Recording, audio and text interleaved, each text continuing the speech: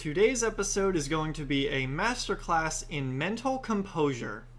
Research finds that 1 in 69 young adults not only lose their games from tilt, but go on to die. And 100% of romantic partners will leave you if you continue to complain about card games for days on end. The fact is, everyone, tilt kills. I cannot continue to stress how important of an issue this is, and so, please, come. Follow me as we learn from my mistakes so that when you build the best deck out of everyone by far, and you lose by punting terribly time after time again, you too can have the mental fortitude to continue to show your face to your friends and your community without dying of shame. Welcome back to Bad End, everyone!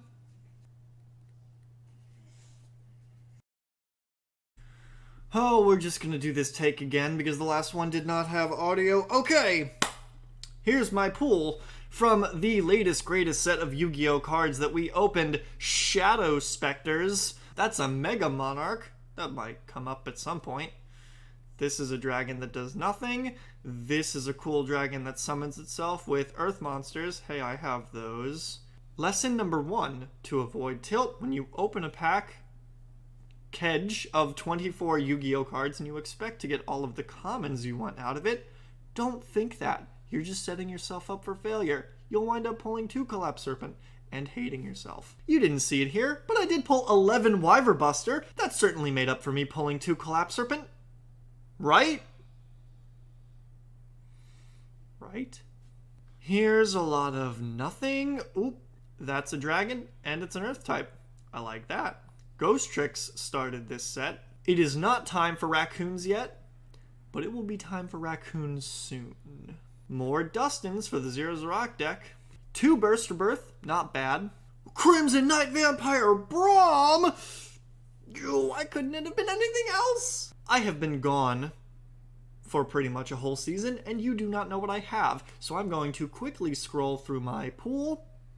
Feel free to pause the video at your whim and take notes. I'm still trying to build the best burn deck, so you put your best ideas in the comments.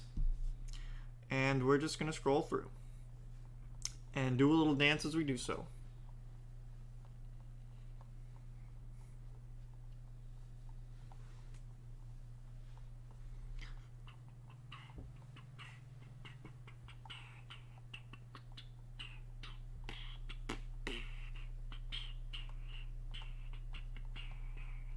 Gonna go a little faster.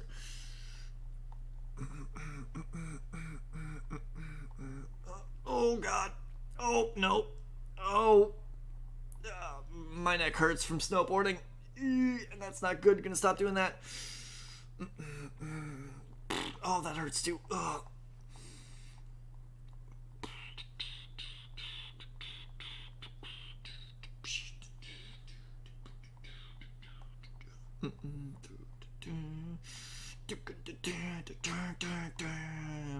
There it is. Here it is, everyone. The best deck in the entire history of Zexal, right here before our eyes.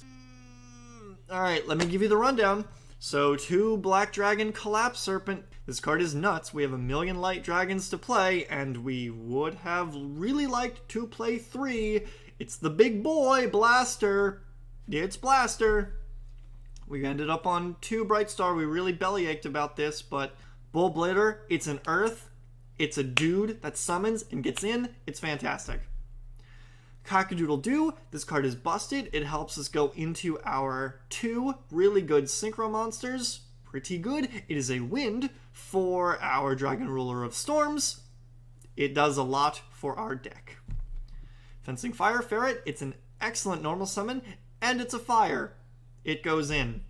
The Hazy Flames are incredible. You see 1 Cerberus and you see the entire Hazy Flame package. You can normal summon it, it floats into itself, or Sphinx, which, my god, I joke about Poke Draco being our deck master, but Hazy Flame Sphinx really is the catalyst of this deck that just gets everything going. There's so many awesome targets to summon off of this. Itself, the Ferret, the Cerberus, Blaster. Blaster does his best Treeborn Frog impression. For Sphinx, we bin something, because we can search Blaster with the baby, or we see Blaster, we put it out, we tribute over for Sphinx, we call Monster, because obviously you see this here, and then we summon the Blaster back out.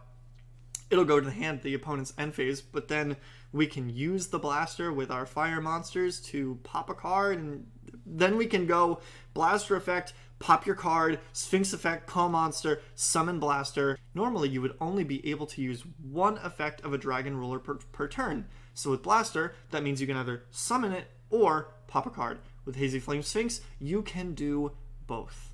And that is one of the reasons that Sphinx is absolutely insane. It's going to be really hard for me to put this card down. It's a wind dragon that you get when you have to banish the Storm's Dragon. We are playing what remains of the hieratic package. There's lots of ways that the deck can move stuff around, particularly with Dragon Carnation, so that when you see a particular piece of this, you can then get the other piece back, because the game has been going on. And then it lets you go into a tomb, which is the actual insane part of this deck. This card just summons any dragon from your deck. But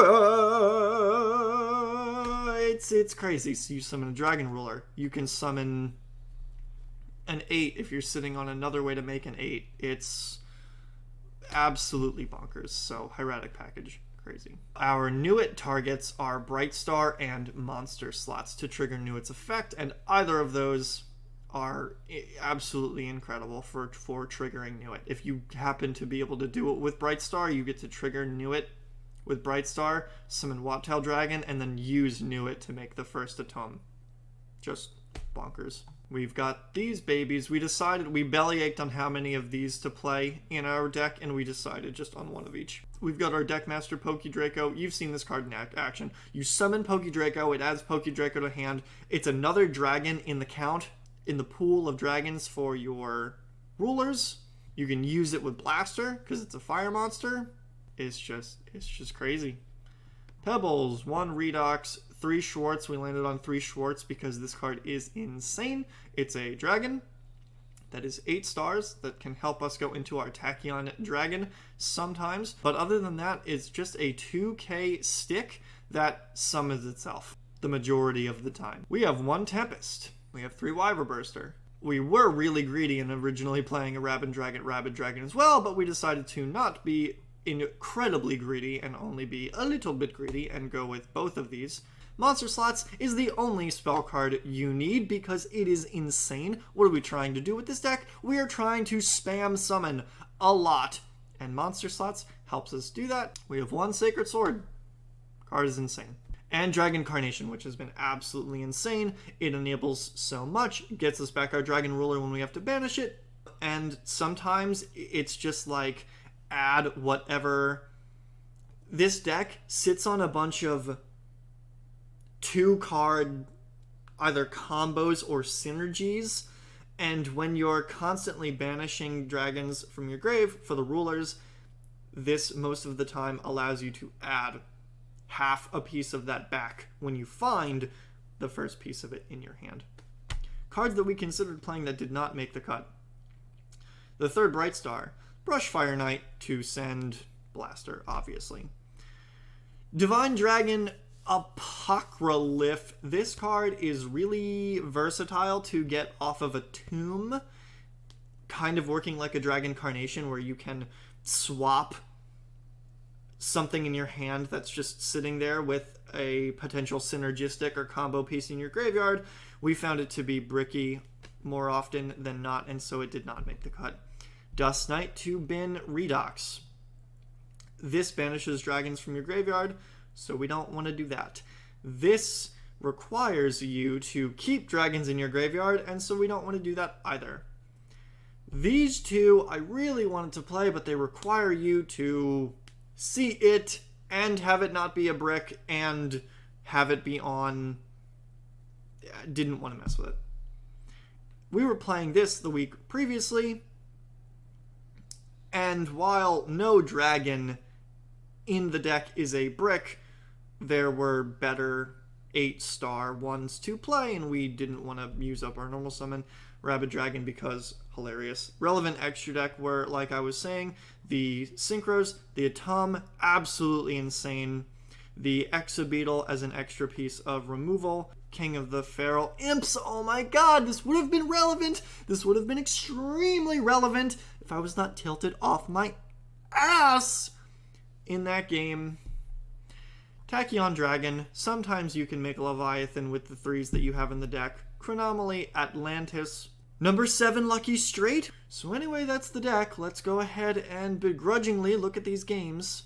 Going to speed through this game against Danny because, oh man, it was, yeah. And so we get to go first, and here, let me hit you with the Gavin Knox opening hand analysis. Wow, there's a lot that we can do here. We can go into Tempest. And so it looks like I do exactly that. Okay, cool. I didn't cheat, I promise. Alright, let's see what Danny's got. Danny has access to... He's got a bunch of monsters. He's got access to the ninjas. He could go into a rank 3. No, sorry. He could go into a rank 4 with up to 4 materials because of the Kage de Kage. The Fencing Fire Ferret really doesn't do much for him here. Banish this card from the graveyard. It's got to do something in graveyard. Also has to do something in graveyard. Let's see, he's going to go ahead, Upstart Golden Ninja for Hanzo. Hanzo's going to add Ibisu. Just going to go ahead into Excalibur and get over my dude to deal some damage. To go into my Sphinx to make sure I get that Sphinx on the offline, deals some damage. It's going to go ahead to my turn. I'm going to draw Serb for turn. Special summon that Schwartz. Normal summon, get the Poke Draco online now. Now I believe I'm going to use Blaster Effect, yep, to go ahead and clear that out with the Poke Draco. And then I'm going to go ahead and use Full Storms, push for 1,000,000 quadrillion damage. Did I normal summon that turn? And the Tempest, oh, Poke Draco, duh. Danny draws Bujini Wolf. Oh, that is not incredible. Gonna go ahead and make a King of the Feral Imps, which is actually a hilarious amount of foreshadowing for our future to come. Just rubbing salt into the wound here.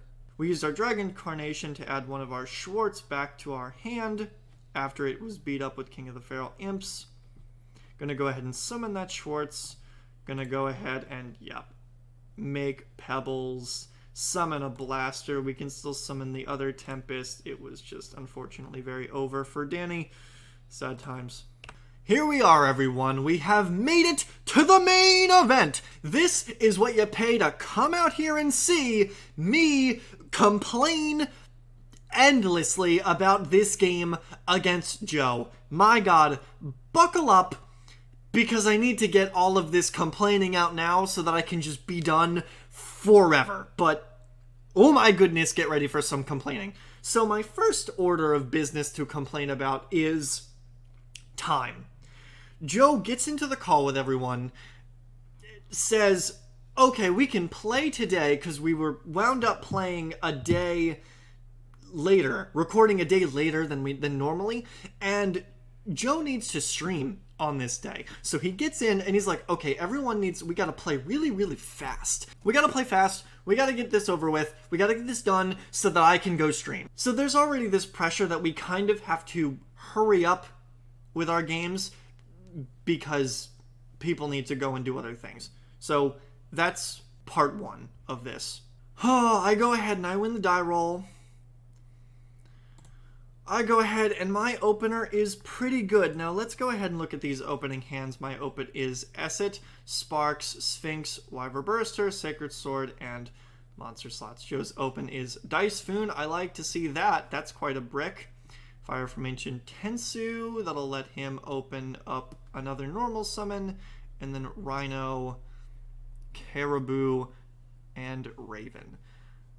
I go ahead, I draw part of a piece of a hieratic combo, and I'm going ahead and turn that into a blaster. I tribute over that blaster for Sphinx, and I'm just going to summon that same Sphinx. Joe top decks Tensen, plays Tensu, goes ahead, normal summons both, goes into a Tiger King, and goes and sets a Tenken from deck. Now this is also where it starts to get crusty. Joe goes and gets Tenken, and it's been a while since I've played against Fire Fists, and so he summons Tiger King, and he goes and gets Tenken. I'm like, whoa, timeout, I need to, like, read Tiger King. So, when this card is XYZ, you can set a spell trap from deck. Once per turn, you can detach one material from this card and negate the effects of all face-up monsters currently on the field, except Beast Warrior, till the end of your opponent's turn. When this card is sent, you can send 3. Okay, so this card does a lot of things. I'm reading this card. Joe sets Tenken. And now I'm like, okay, what does this card do? Target one Beast Warrior type monster you control. Its effects is negated also. It's unaffected by card effects other than this card. And so he's reading it to me, and I'm reading the card, and it's not, like, clicking in my head. And so after he gets done reading the card, he's like, okay, you done? Can we keep going? And I'm like, hold on, I still, like, don't know what the card does, and I need to read it for myself. And so no, I'm reading it, and yes, like, maybe I should know what cards do. Maybe I should be a little more literate when it comes to Yu-Gi-Oh! But now I'm getting this, like, I'm feeling this pressure of we need to play quickly and finish this up because we've still got a bunch of matches to play after this. And now I'm reading cards and trying to, like, get my bearings. So I'm like, okay. So he sets this. It gives it some attack. And I'm also trying to do math because now Tiger King is getting dangerously close to Blaster's attack power, and if you get over Blaster's attack power, that's actually not very good news for this deck at all. So, I am starting to get flustered, to say the least.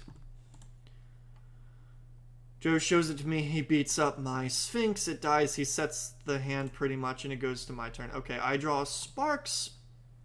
That is not a bad draw at all. I'm going ahead and open up with a Sacred Sword, banishing the Blaster because we've got more. Okay, cool. Now we've got access to our Collapse Serpent Wyver Buster combo. I'm going to go ahead. I'm going to get another Sparks to my hand because what I want to do is I want to summon another Blaster. So now I'm like, okay, cool. I have more copies of Wyve Burster. So I actually, now that I'm looking about this was a misplay.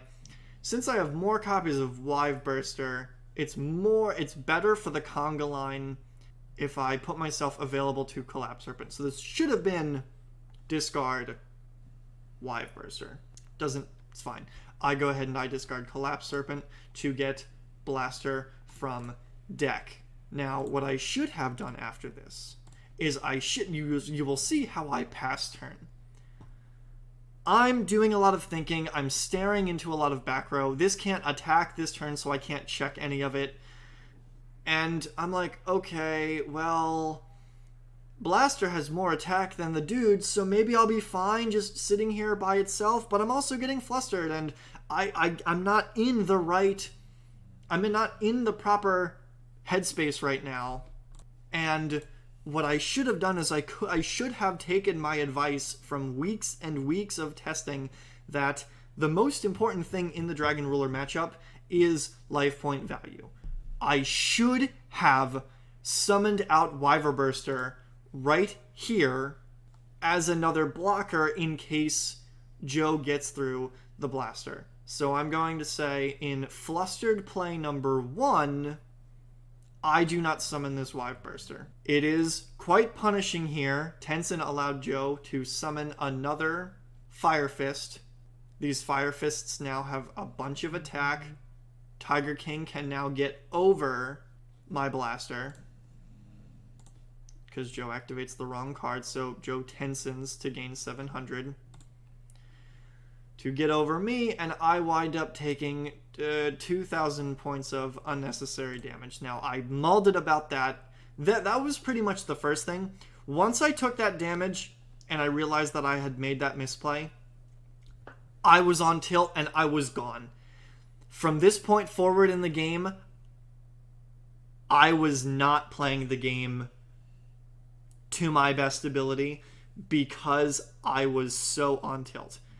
And this is what you have to understand about it is about it being so important to maintain your mental composure when you're playing any game, because tilt is going to literally cost you games when you have no business losing whatsoever. And we just continue to see that in, not only does it put you out of the right headspace to be playing the game, it makes you... I'm someone that has struggled a little bit with some anxiety stuff, and so it raises that kind of anxiety, or it manifests it in a way that really messes with my head, and I just get sad quickly, as we saw, and I make a bunch of plays that are uninformed, and I am quick to give up, and we will see that just unfold in a train wreck like fashion as this game goes on. So I go ahead, I'm immediately punished by drawing a Wive Burster.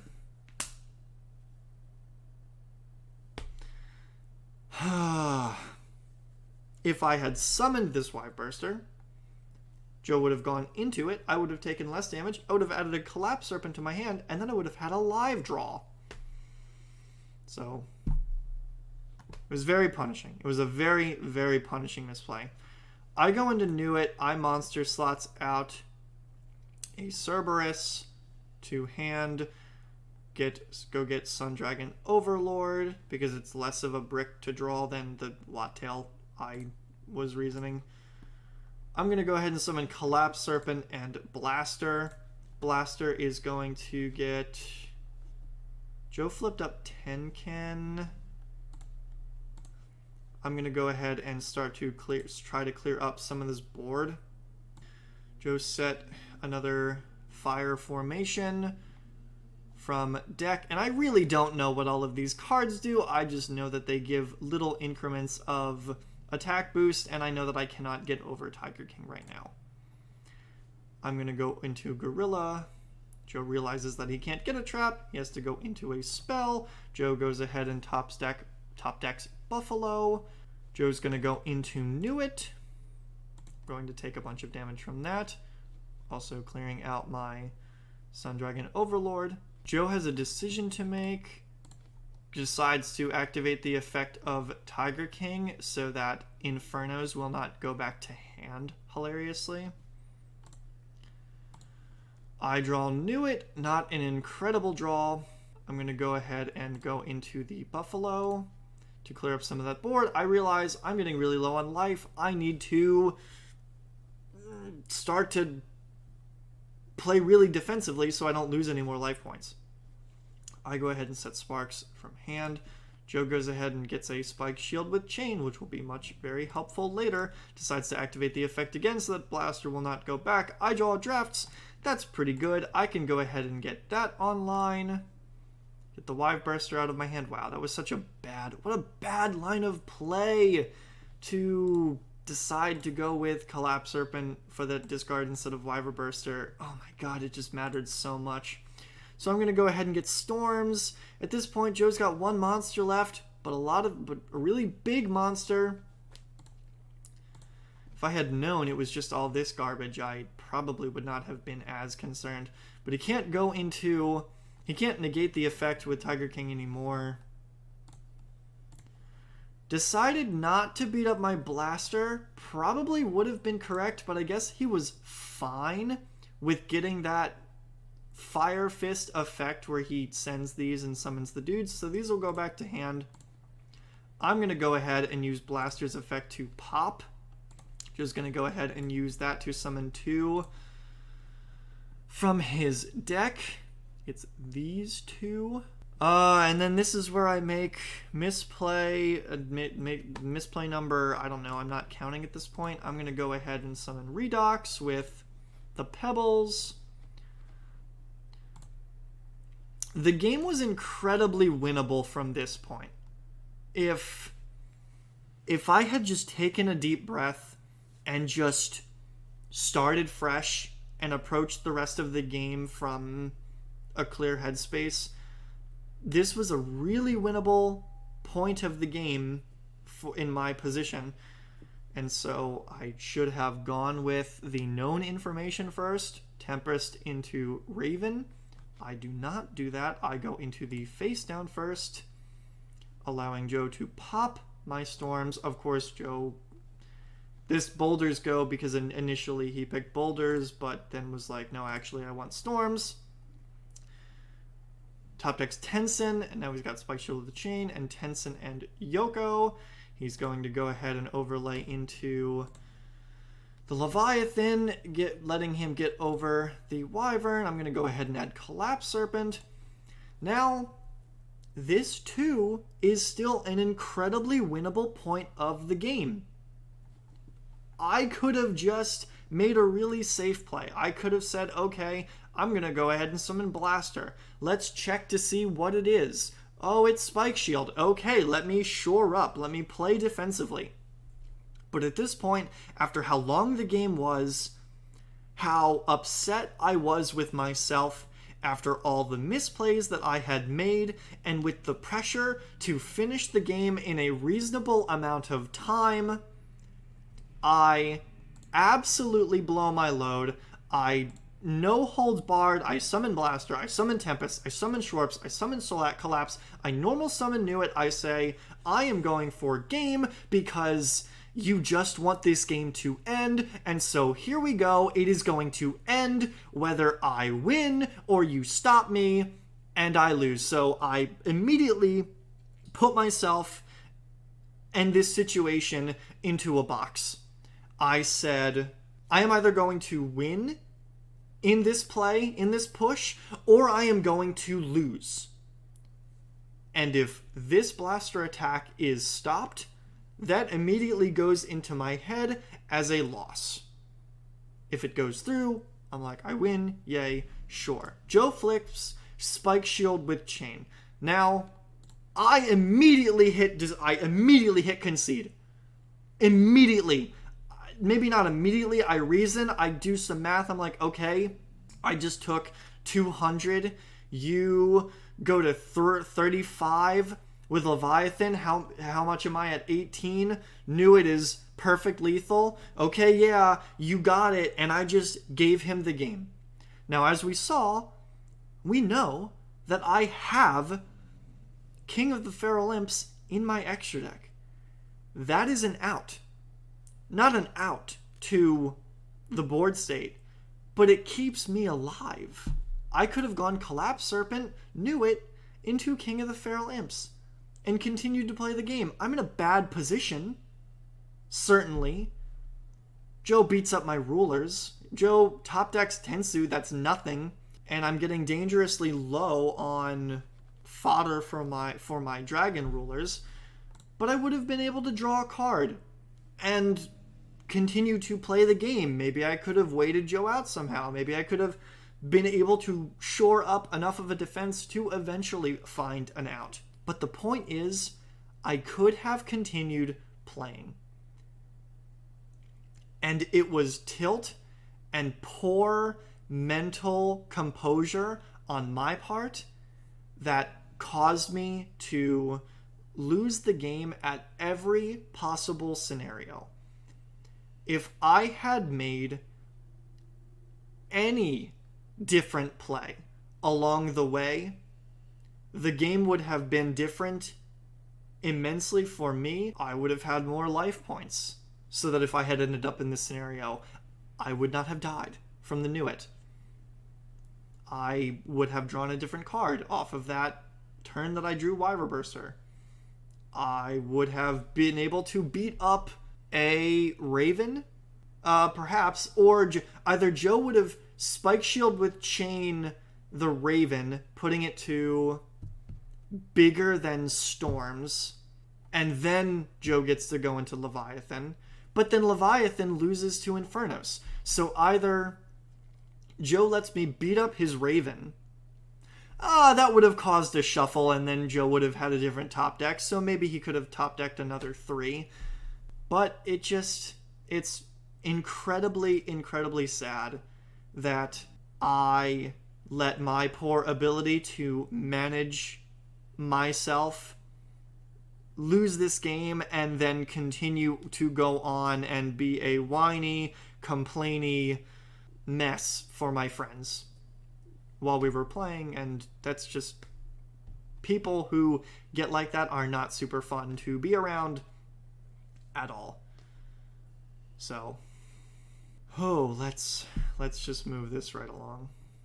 I hope you'll excuse me, everyone. I'm going to cut it short here, actually. I know that normally I would go into the other decks and talk about what they played and give my commentary on it, but you know where to go to see their decks, and I just feel like I've been rambling on a long time about things that I was upset about. I also don't feel like a need to talk about the standings, because that would just get me tilted again. I've seen the memes, the meme going around that's like, Joe has the best win rate, and yet Leah's in first. Well, good that Leah's in first. And yet these memes could have been... I could have just stopped the production of all of these memes by not making 5 misplays in a row and just winning the week like I was supposed to. Okay, I'm done. I'll chill out. I said that this was going to be my last tirade of tilt. And that's it. I've gotten it all off my chest. Please, please, please learn from my mistakes, plural. Do not be a butt baby. Learn to handle your tilt and your mental composure, because it will be an enormous benefit to yourself and to the people around you. Well, I mean, why shouldn't we be upset about our children's card game with made-up points? Never mind. In fact, I think, you know what? I am going to continue to get upset over made-up points because everyone seems to make such a big deal over it.